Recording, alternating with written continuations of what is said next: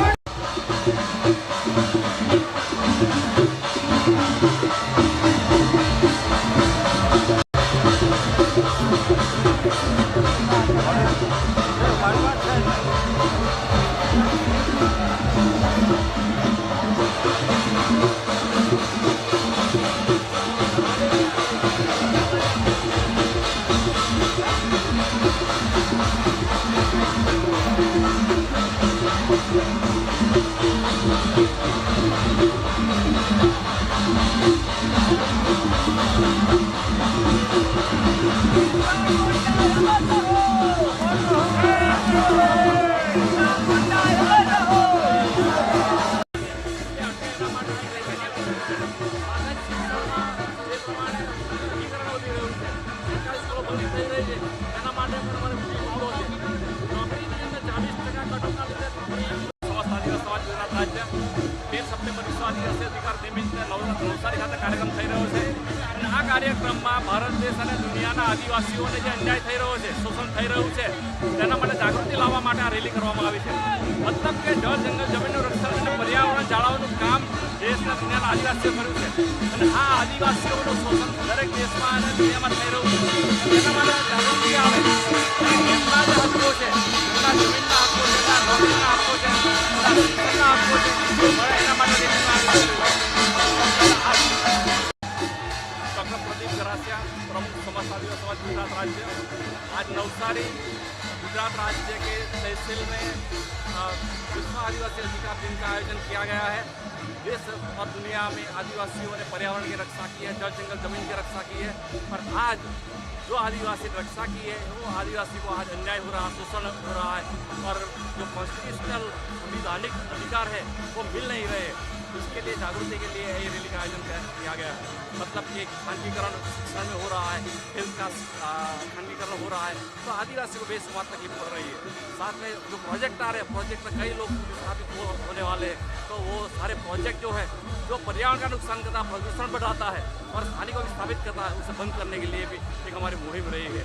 तो ये मुख्य मुद्दा सर ये, और नौकरी में जो बेरोजगार लोग हैं उन लोगों के लिए नौकरी में 40% कट ऑफ मार्क है, उसको नीचा करके पूरी बदली किया, ये भी एक हमारा उद्देश्य है।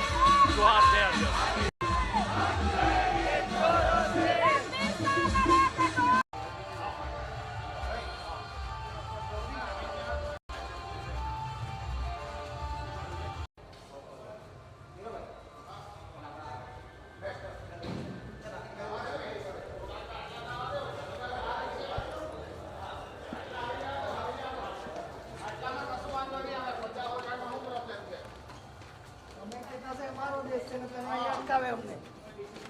આપણે પ્રજા તોડફોડ કરનારી પ્રજા નહીં મળે.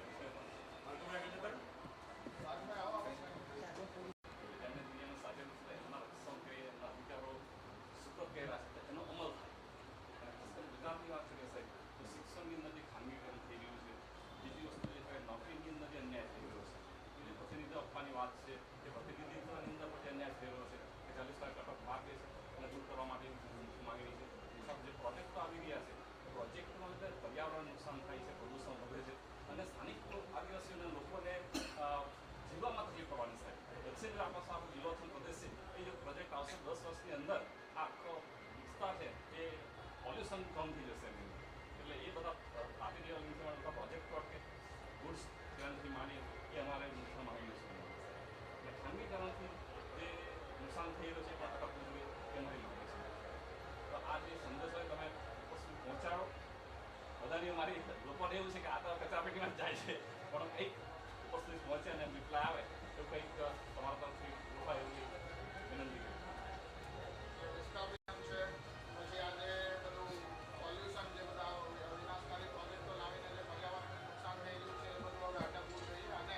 શાંતિપ્રિય રહેલો આદિવાસી સમાજ હંમેશા લોકો માટે વિસ્થાપનનો અને ખદેડવાનો એક પેલું એવું છે કે હવે આદિવાસીઓને નબળા નહીં સમજવામાં આવે એવી સ્પષ્ટ માંગણી છે લોકોની. કારણ કે દર વખતે વિકાસનું નામ માત્ર આદિવાસીઓનો વિનાશ જ છે, તે હવે બંધ થઈ જવું જોઈએ એટલી અમારી સ્પષ્ટ માંગણી છે.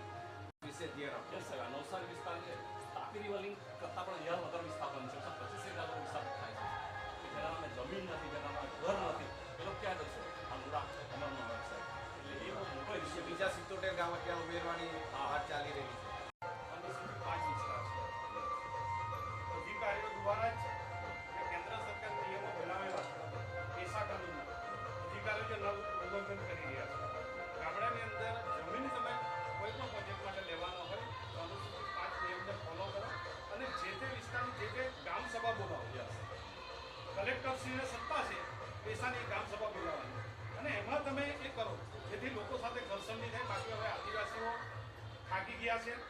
પોતાની જમીન બચાવવા માટે એણે કંઈ પણ કરવું પડશે. તેની સંપૂર્ણ જવાબદારી વહીવટી તંત્રની રહેશે. બધા મજૂર લોકો આવ્યા છે, બધા ધરમપુર ડાંગથી માંડીને બધા અંદરના ગામડા મજબૂરથી આવવું પડે છે. પછી જે રજૂઆત કરવા જાય ત્યાં એમની ઉપર ખોટા કેસો થાય છે. નક્સલવાદી કહેવામાં આવે છે. એટલે સૌથી પહેલા કોઈ પણ પ્રોજેક્ટ આવે તો ગ્રામ સભાને જે પાવર છે એ પાવર પ્રમાણે એમની પાસે ઠરાવો લે. એટલે કલેક્ટર સાહેબની દ્વારા સંદેશો ખાસ આપજો સાહેબ. બરાબર છે. હા.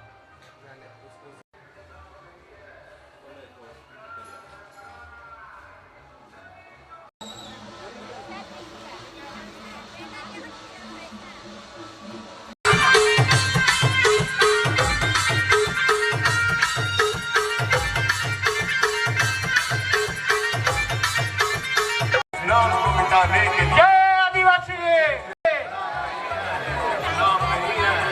नाम नहीं है આ સ્ટેજ પૂરું કરો. આ નામનો મેં વિચારો સ્ટેજ પૂરું કરો. સૌને પ્રદીપભાઈને સાથે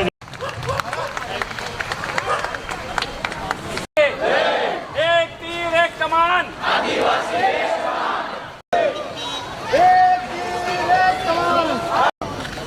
કુંજનભાઈ પટેલ મહુવા ચાલો કાકા बाबा साहेब आम्बेडकर की, बिरसा मुंडा की, तांत्या भील की, तिलका माझी की.